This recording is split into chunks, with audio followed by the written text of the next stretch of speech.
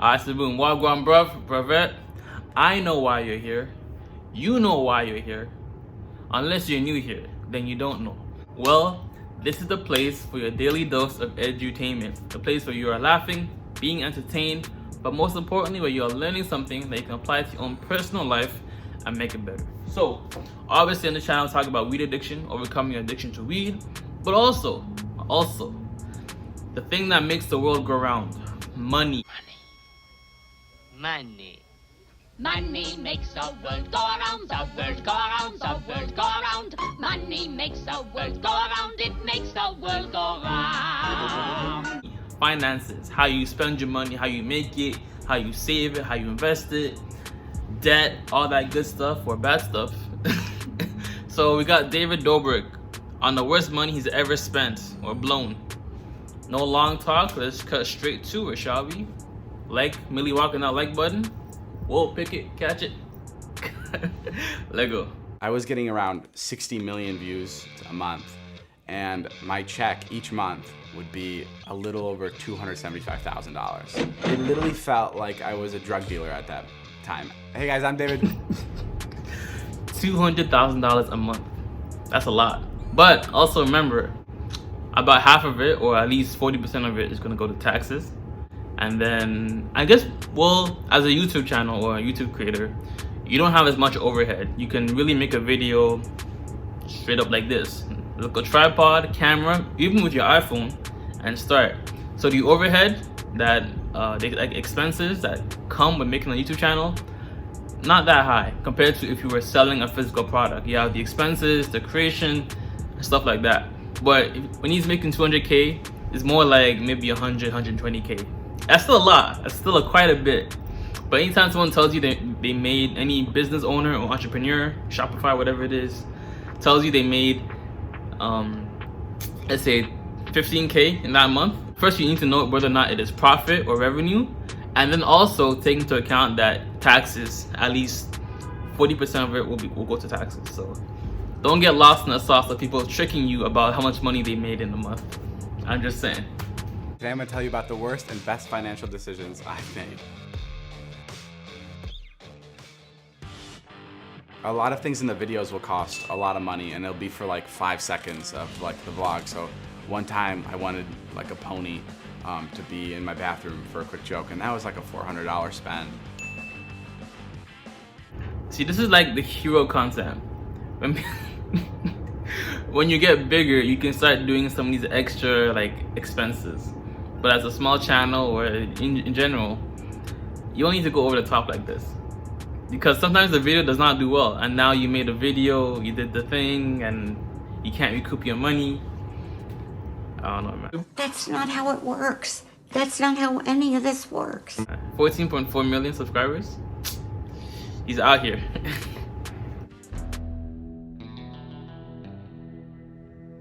I feel like this is kind of an interesting thing that not many people talk about, because it's kind of a weird thing. It's weird to talk about money, I guess, but as a kid, I always, like, my biggest fascination was like, how much do these YouTubers make, or how much do actors make, or how much does anybody in the entertainment world make?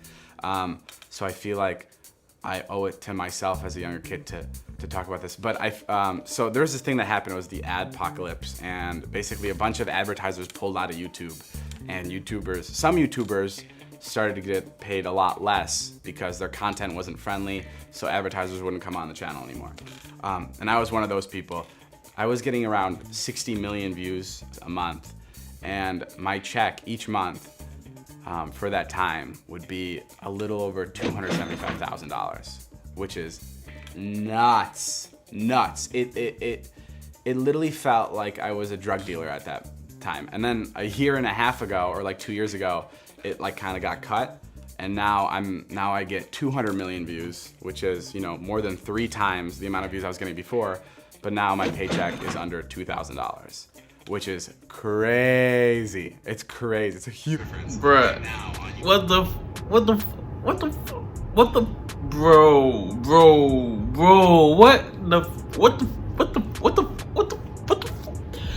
I can't swear. What the fudge? What the front door?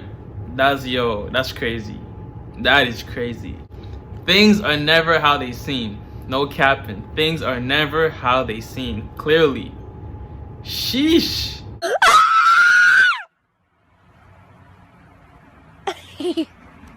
What the fuck?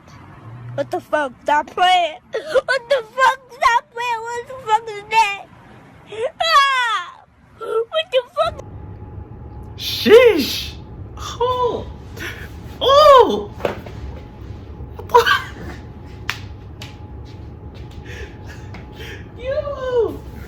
Yo. That's why it's so important to you for you to save your money.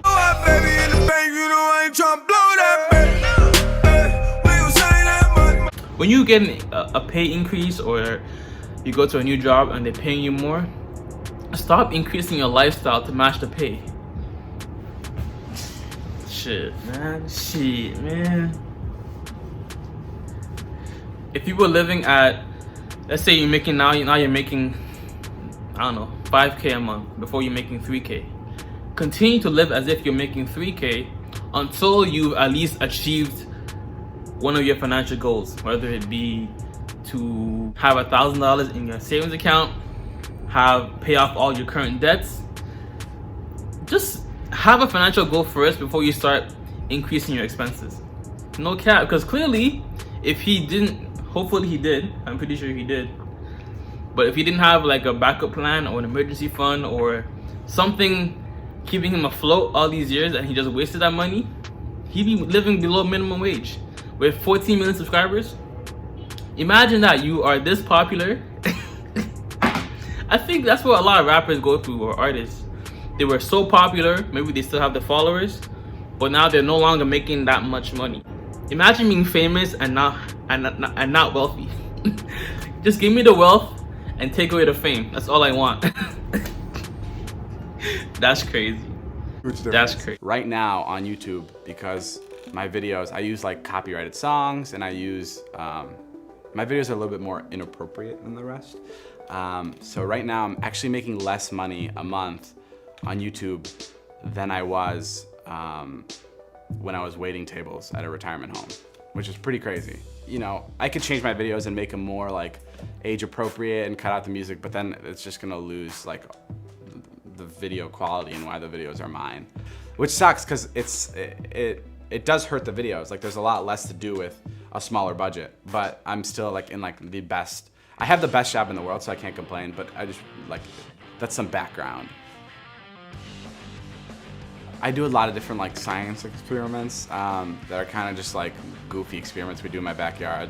We bought dry ice. That was a little over $10,000. And then we bought, we buy like a lot of liquid nitrogen, a bunch of different chemicals to like have stuff explode in the backyard. And those usually cost a lot. But I think the craziest money we've ever spent, like the most, would have been for Heath's Lamborghini. Heath is like the biggest fan of supercars, and I do this thing in my videos where I get my friends different cars. I think we've done like 14 or 15 cars in the last year, which is nuts. That's noble. That's noble. Getting your friends stuff, that is noble. When it comes to friends and money, or family and money, always do things without expecting them to pay you back. If a friend asks you for $50, give them $50, or give them $30, or give them a lesser amount, or don't give them anything. Because if they borrow that money and either don't pay on time or don't pay at all, that friendship that you had with that person, without a doubt, it will suffer. Okay, so in order for you to not compromise your financial situation and for the friendship to still at least have some type of health, never lend that money that you are not willing to lose. That's just straight facts, right? Because the borrower is a slave to a lender. When you lend that money, even when you ask somebody for money, right? It all of a sudden it like changes the hierarchy in the relationship, right? Now it's like I'm up here, I have the money, you don't, and yeah. Even if you trust them, just get into the habit of giving without expecting it to come back to you, and you'll be more at peace, and you won't worry about hounding them for the money. Pro tip. So I partnered up with EA, Need for Speed, and we got him sponsorships. I was sitting in my driveway and we pulled out.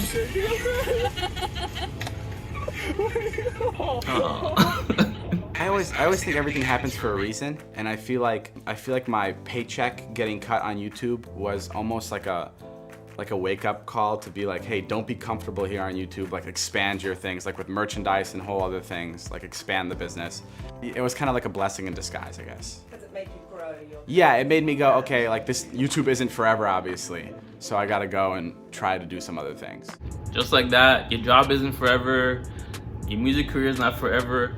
Save your money, have a certain amount of money that you feel comfortable in your account. Money that, let's say for example, if rent is $1,000 per month and you have all these other little expenses with utilities, maybe you're paying $1,200 or $1,300, have that amount times 6 months of it in your bank account, just so that you're cool. If you decide to quit, if you get fired, the company closes down, whatever it is, have 3 to 6 months worth of expenses covered, just, you know, for safety. So the way, like when I give away anything like a car or like a trip or any kind of money, it's always partnered with a brand. So instead of taking the money from the brand, I give it to the person that needs it. That way, I mean, I don't have much money out of my own pocket to give, just because, you know, YouTube doesn't pay very well. So it's the best like thing to do when you're collaborating with brands, because everyone hates watching like branded videos, but now when they see that I have a brand in my video, they go, oh, something cool is gonna happen, like someone's about to get a gift or something cool. So I feel like that's like an interesting approach to it. I guess my slogan when it comes to money would be always give back. I know it sounds cheesy, but it goes without saying, once you have money, you're gonna want to give back, and it's the best feeling. I ran into like another YouTuber the other day, and he just came up to me and he goes, how nuts is this? Like all of this, like how crazy is it that like this is our job? It's literally the best job in the world.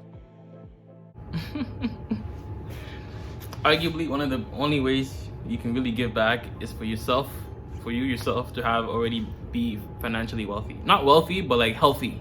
That's the word, right? You have a certain amount of money in your bank account that is you're comfortable with. You paid off your debts. The lowest, get to the habit of just analyze your debts. Which one of your debts is the smallest to largest, right? All your debts lining up from smallest to largest. Pay off the smallest ones first, tackle it, cut off some expenses so you can start getting out of debt, student loans, credit card, car payments, stuff like that.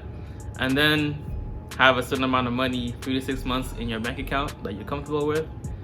Start investing in some Roth IRA in mutual funds. And then once you're healthy, you will definitely want to help others, no cap. But you can't pour from an empty cup, right? That's the word. You can't pour from an empty cup. You can only do so much when you aren't already financially stable. You know what I'm saying? But my motto myself is to stack your money and act broke. Get your bread and all the crumbs too. But yo, as always, if it doesn't feed you, don't water it. And too much of any good thing is good for nothing. How you doing today? Hopefully you're doing more and saying less. Alright, my G, bruvette. See you in the next installment of Edutainment. Deuces. Me cry, way too many times. I let me cry, way too many